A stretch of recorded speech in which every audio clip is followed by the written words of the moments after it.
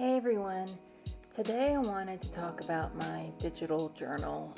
I did a previous video on my Supernote Nomad and how I journal and bullet journal in there.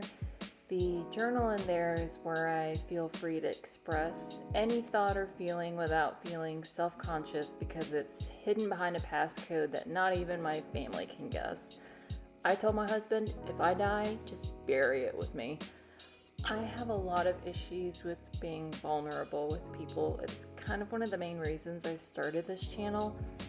I'm forcing myself to be vulnerable and share things with people. I'm also just doing this for fun and to get out of my comfort zone. As my therapist says, vulnerability breeds connection, and connection is the antidote to shame and suffering. So here I am connecting with you guys. Anyway, that's my journal piece. My bullet journal is literally just documenting my days. What time did I wake up? Did I have trouble sleeping? What did I do that day? Did I have any weird medical symptoms? What media did I consume? How did I feel, etc.? I definitely refer back to this bullet journal a lot. My memory really is god-awful. I don't even remember what I had for breakfast today. And then there's my digital journal, or memory keeper as I like to call it. I use my bullet journal to pick out highlights from the day that I want to remember in a visual format. And it's just fun to add pictures and stickers digitally. So this was for the week of July 13. I'm just a little behind in my memory keeper, and it took a while to getting to record the voiceover for this. You definitely don't want the original audio. My girls were scream singing A Whole New World from Aladdin.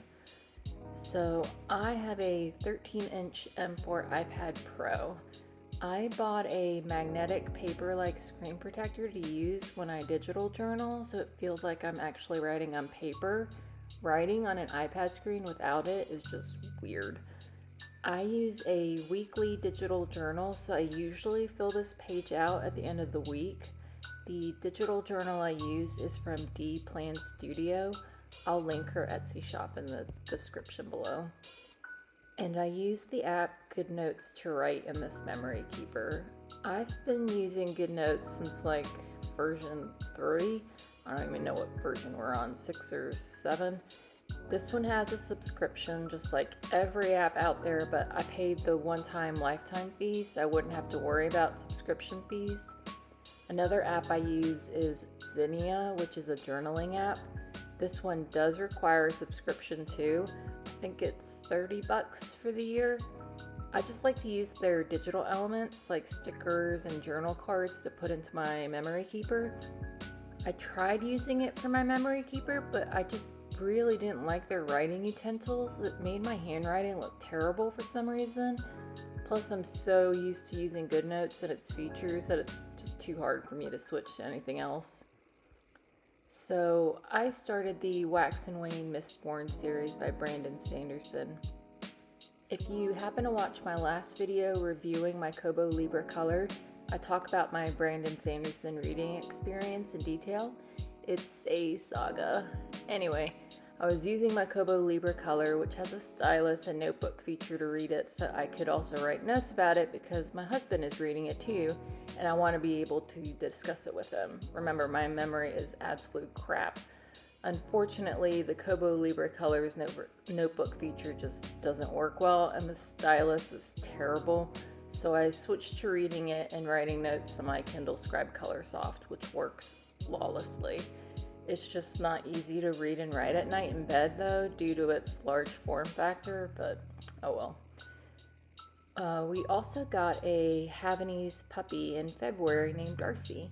My twin daughter's favorite movie is Pride and Prejudice, and they love them some Mr. Darcy. So this is the week he finally got fully vaccinated. Before this, we had to basically isolate him in our house in our backyard.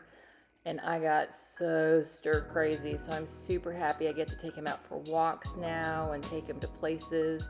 And he finally got groomed. His hair was so incredibly long. I felt terrible for him because he was always so hot going outside in the summer heat with his hair. Did you know that Havanese dogs' colors change a lot from birth to even up to 5 years old? When we picked him out as a puppy, he was dark brown and black, and now he is almost completely white. It's crazy. I had no idea. Anyway, I took his picture with my Kodak Charmera camera, which I've talked about in my previous videos. It's an old school 1.6 megapixel camera that has different photo filters and frames. I love it because it's super tiny and cute, and the pictures look old school with the date at the bottom right. I take pictures with it all the time. I love it. I also play a lot of video games. I have a Switch too, and one of my favorite games of all time is Cozy Grove. I played the first one on my Switch Lite years ago, and then they released a sequel about a year ago, I think, but only through Netflix, meaning you had to play it on a mobile device. I tried playing it, but it just wasn't fun using a touchscreen to play this game. They finally released it on the Switch, so I got it on release day. I was super excited about that. It truly is the coziest game to me. I've played Animal Crossing, Stardew Valley, and Pocopia, and I love this more than those. Stardew Valley is a great game, but the energy and time limit stresses me out so much. Animal Crossing is adorable, but honestly, there's just only so much you can do in that game, and Pocopia is really fun, and I'm not even a Pokemon fan, but I'm not super creative, so I just end up spending my time cleaning up areas because I'm anal. Cozy Grove is a life sim game that takes place on an island. You play as a scout that gets separated from their troop, and you help these cute bear spirits with tasks and quests. You scavenge and craft items. You collect bugs and fish and flora, similar to the museum in Animal Crossing. The game takes place in real time, and there's a limited number of quests you can do in a day. And the best part? No energy or time limit. It is so relaxing. Completing quests help you build out the island and find more and more bear spirits, which gives you more quests. It's just the best. So this week was a lot of Heartstopper. Heartstopper is a graphic novel series about two high school boys that fall in love, and it is so incredibly heartwarming, brutally honest, and devastating at times. The last volume, 6, came out in early July. They adapted it into a show, and there are 3 seasons on Netflix, and then they released a finale movie on July 17. So I started rereading the series on the 13th. My twin girls were sitting next to me on the couch and were reading over my shoulder. And then they were asking me a bunch of questions and were really getting into the story, so I was like, okay, I'll just read it to you. This series touches on a lot of mature and tough topics like homophobia, self-harm, and mental illnesses. We talk a lot about mental health in our house. We all see therapists. My daughters are fully aware that I'm bipolar, suffer from anxiety and depression, and I'm on the spectrum. Anyway, I finished reading all of Heartstopper and watched the final movie, Heartstopper Forever, and I just feel so empty and sad. Do you ever get super attached to characters in books or movies or shows, and when it ends you feel like you just lost a friend? I just didn't want it to end. I mean, it ended beautifully, but I just want more. I also read and watched a show with my girls. We had to stop somewhere in season 3 and after volume 4 of the series since it had some inappropriate content, but the girls just loved their story.